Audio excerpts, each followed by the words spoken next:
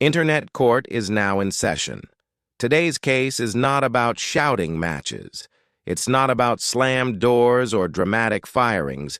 It's about silence, about quiet changes, about what happens when someone does exactly what their job description allows, and everything still goes wrong.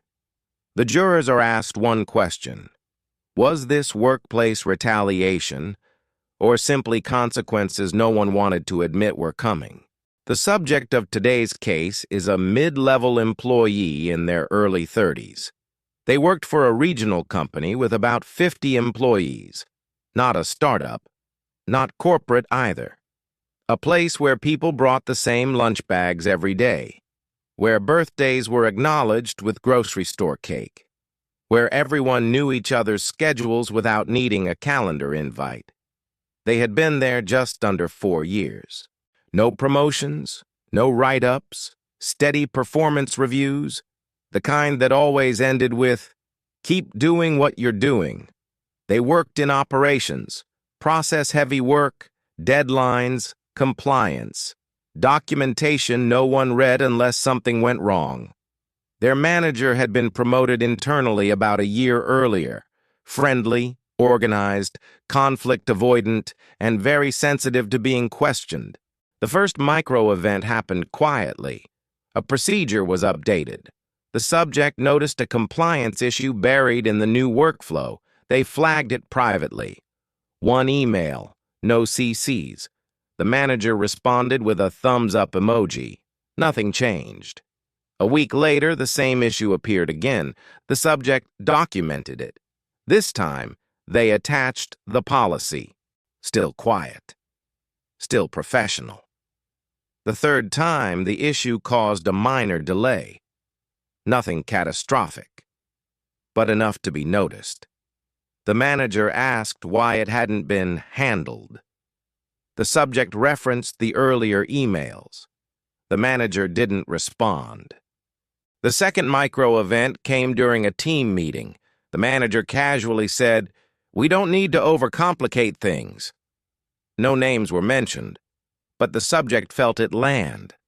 After the meeting, a coworker joked, "Guess compliance isn't cool anymore." It sounded light, but it lingered. The third micro-event was about time. The subject had always worked slightly early. 10 minutes here, 15 there. After the meeting, they stopped. Exactly scheduled hours, exactly logged breaks, no announcement, just compliance. 2 weeks later, a performance check-in was scheduled. Unexpected. The manager said the subject was technically correct, but not aligned with team culture. The phrase hung in the air. Technically correct, not aligned. The subject asked what that meant. The manager said, "It feels like you're documenting instead of collaborating." The subject nodded. They didn't argue, but something shifted. When this story appeared online, the first wave of comments split fast. One commenter wrote, "If your job is compliance, documenting is collaborating.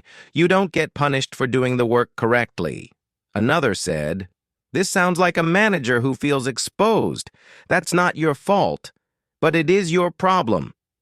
A third disagreed. There's a difference between raising issues and creating friction. If everyone else is fine, maybe read the room. The jury began to divide early. The subject began noticing changes. Small ones. Meeting invites stopped coming. Projects were reassigned without explanation. Access permissions were temporarily adjusted. No single action was dramatic. Together they felt intentional. Micro-event 1. A deadline was moved up. The subject wasn't informed. When asked, the manager said, "It was discussed." No apology. Micro-event 2. The subject was excluded from a recurring meeting they used to lead. When they asked why, the manager said, "We're streamlining." Micro-event 3. Their annual review was delayed, then shortened, then rated lower than usual. No incident cited, just tone, and fit. The subject started documenting everything: dates, times, screenshots. They didn't plan to use it. They just didn't feel safe anymore. The second comment wave was more conflicted. One person wrote, "This is classic retaliation, but it's subtle enough to be deniable. That's how companies protect themselves." Another countered, "Managers are allowed to manage. Not every consequence is retaliation." A third added, "Once you start documenting your boss, the relationship is already broken." No one could agree where responsibility shifted. Internet court paused. Because legally, retaliation requires a protected action.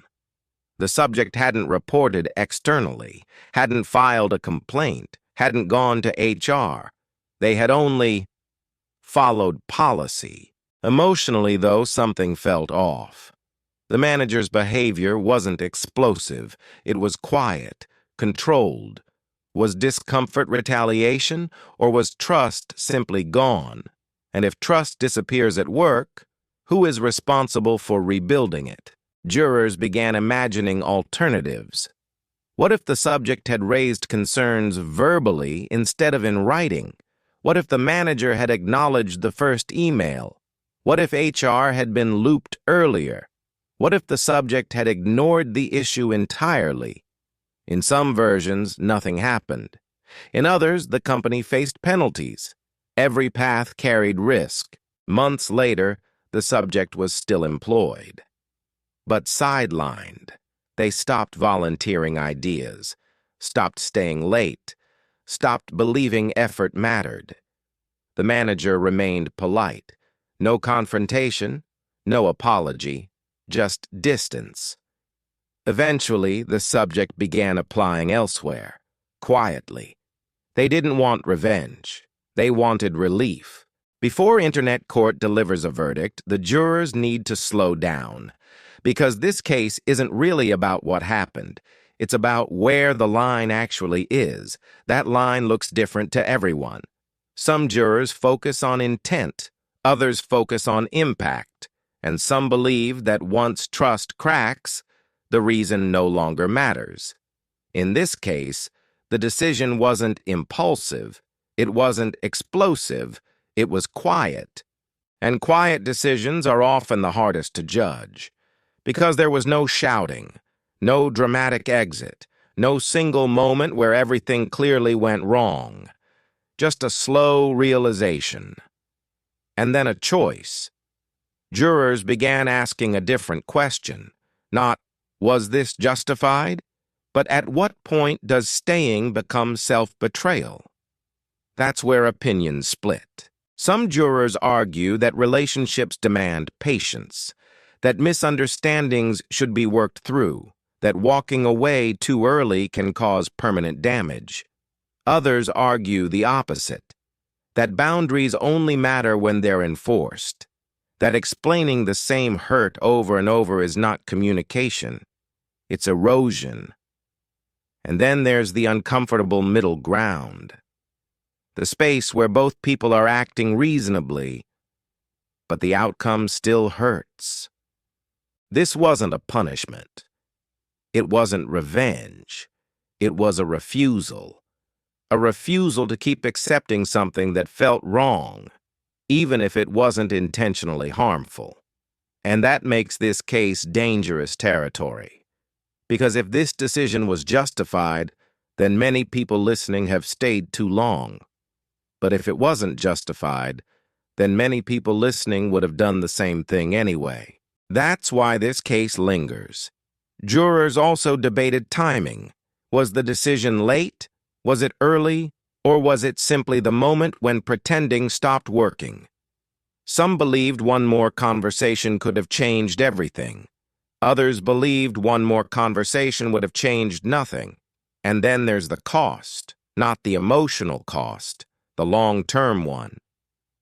Because decisions like this don't end when the story ends. They echo. They affect future trust, future boundaries, future relationships. Once someone proves they're willing to walk away, they don't unlearn that. So before Internet Court issues its closing statement, the jury is left with one final question to sit with. Is protecting your peace a moral decision or a selfish one? And who gets to decide where that line truly is? So, jurors, was this workplace retaliation, or was it the natural breakdown of trust after someone chose documentation over diplomacy?